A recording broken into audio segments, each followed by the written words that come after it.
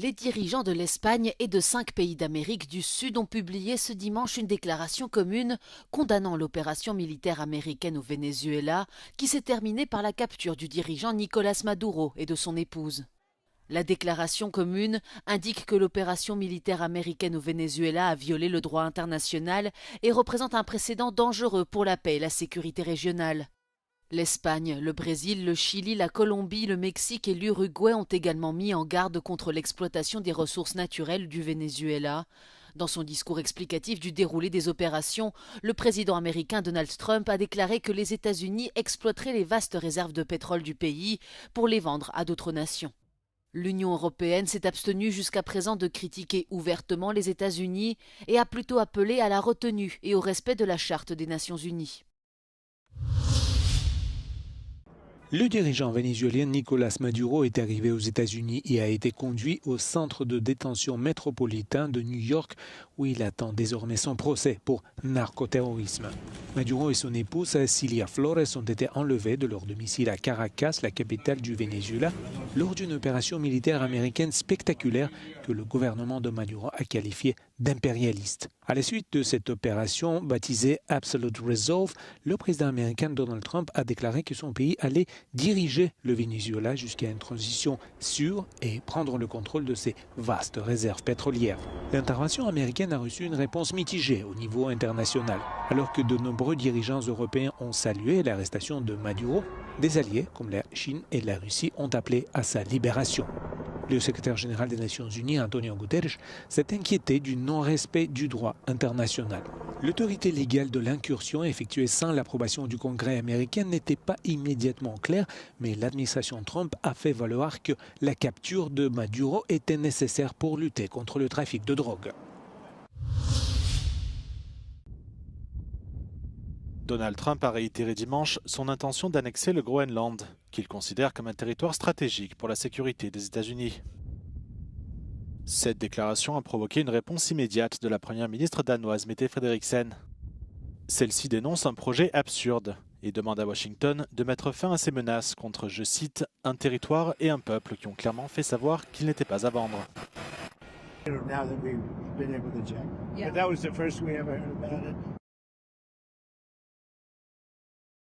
We need Greenland from a national security situation. It's so strategic.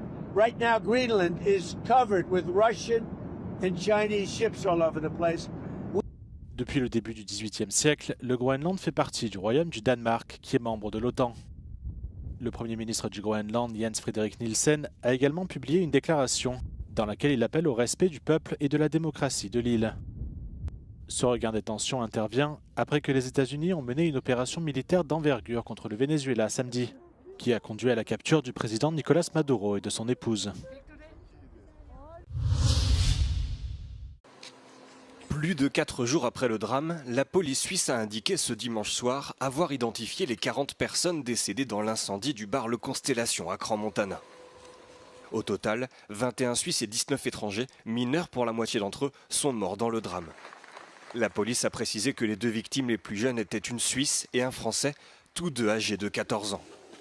8 autres personnes françaises sont décédées dans cette station de ski, 2 femmes de 26 et 33 ans, une franco-suisse de 24 ans, une franco-israélo-britannique de 15 ans et 5 Français âgés de 17 à 39 ans. Parmi les victimes figurent également 6 personnes de nationalité italienne, une Belge, une Portugaise, un Roumain et un Turc. À ce jour, les autorités doivent toujours identifier 6 personnes parmi les 119 blessés, dont près de la moitié ont été transférées dans des unités spécialisées pour grands brûlés en Suisse et dans d'autres pays européens. Le bar Le Constellation appartient à un couple de Français qui fait désormais l'objet d'une enquête pour homicide par négligence, lésion corporelle par négligence et incendie par négligence. Selon les premiers éléments de l'enquête, l'incendie aurait été provoqué par des bougies incandescentes placées sur des bouteilles de champagne qui auraient enflammé les mousses isolantes placées au plafond.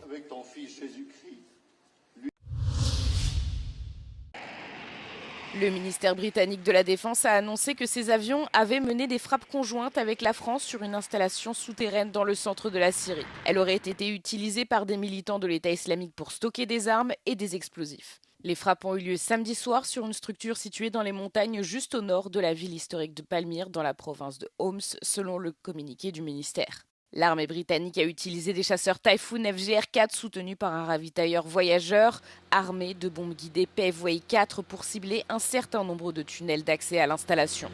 Le gouvernement syrien, qui a rejoint la collaboration anti-État islamique dirigée par les États-Unis à la fin de l'année dernière, n'a pas commenté ces frappes dans l'immédiat. Malgré sa défaite en Syrie en 2019, des cellules dormantes de l'État islamique continuent de mener des attaques meurtrières en Syrie et en Irak, où les extrémistes avaient autrefois déclaré leur califat. Le mois dernier, le gouvernement de Donald Trump a lancé des frappes militaires contre l'État islamique en Syrie en représailles à une attaque par embuscade près de Palmyre qui a tué 2 soldats et un interprète civil américain.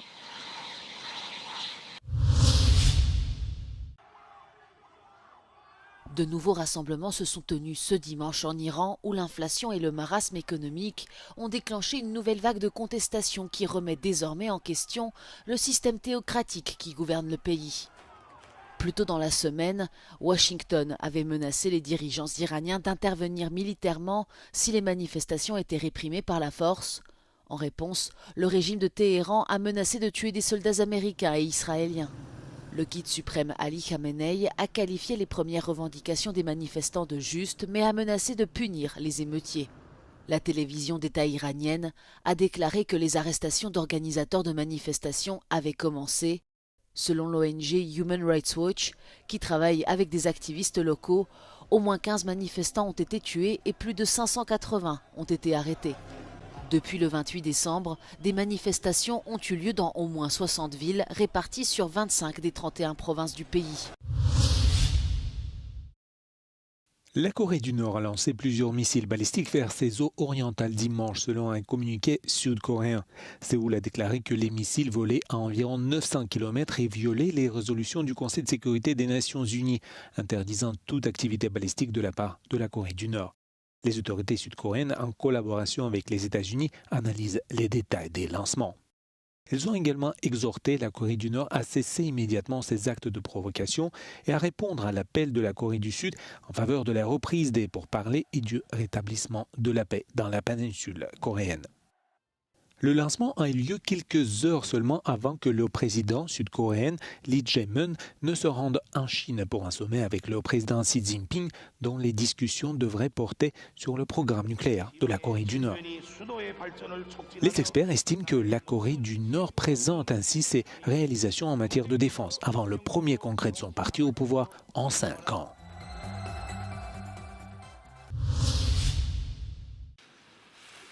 Environ 50 000 foyers et 2 000 entreprises ont été privés d'électricité dans le sud-ouest de Berlin après l'incendie d'un pont câblé sur le canal de Teltow pendant la nuit de samedi à dimanche. Les autorités pensent qu'il s'agit d'un incendie volontaire. L'attentat a été revendiqué par le groupe d'extrême gauche Vulcain. Dimanche en début d'après-midi, l'électricité avait été rétablie dans les hôpitaux du quartier, dans environ 15 000 foyers et dans 150 entreprises. Des patrouilles de police renforcées, l'armée ont mis en place des abris alors que la capitale allemande, comme le reste du pays, subit une vague de froid. Les transports publics sont perturbés, le réseau de téléphonie mobile n'a été totalement rétabli que dimanche après-midi. On ne sait pas combien de crèches et d'écoles pourront ouvrir lundi dans les quartiers touchés.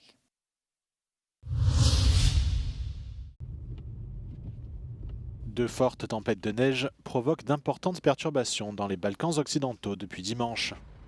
Plusieurs autoroutes ont été fermées pendant des heures en Bosnie-Herzégovine pour permettre aux chasse-neige de circuler. Et certains villages ont été privés d'électricité.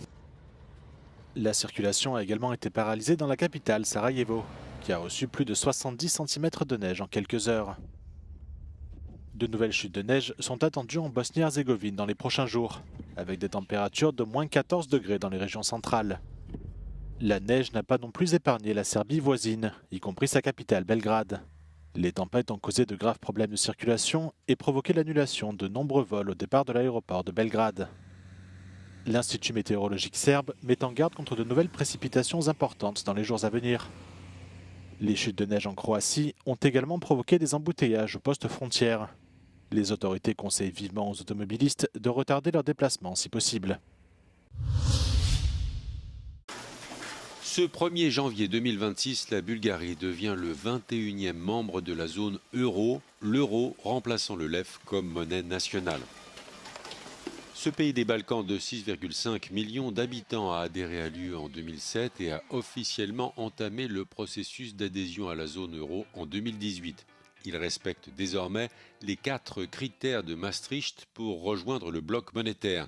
La stabilité des prix avec un taux d'inflation de 2,7% en 2024, des finances publiques saines avec des niveaux de dette et de déficit public de 24 et 3% du PIB en 2024, une stabilité des taux de change et la stabilité des taux d'intérêt à long terme.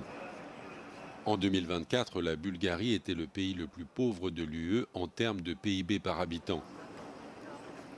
C'est aussi le pays de l'UE le plus touché par la pauvreté avec plus de 21% de sa population vivant sous le seuil de pauvreté. The bigger effect is the long-term effect, basically boosting confidence when it comes to the currency, to the purchasing power of the currency, confidence of foreign investors, people who buy Bulgarian debt, but also people who invest in the country. Petar Ganev pense que l'adhésion à la zone euro ne jouera quasiment pas sur l'inflation. It's not the main factor. The main factor is the consumption, which is supported by inflationary budget and by record high credits, especially for new homes. L'instabilité politique pourrait en revanche avoir un impact négatif sur l'économie bulgare. Le gouvernement a démissionné à la mi-décembre après des semaines de manifestations contre la corruption.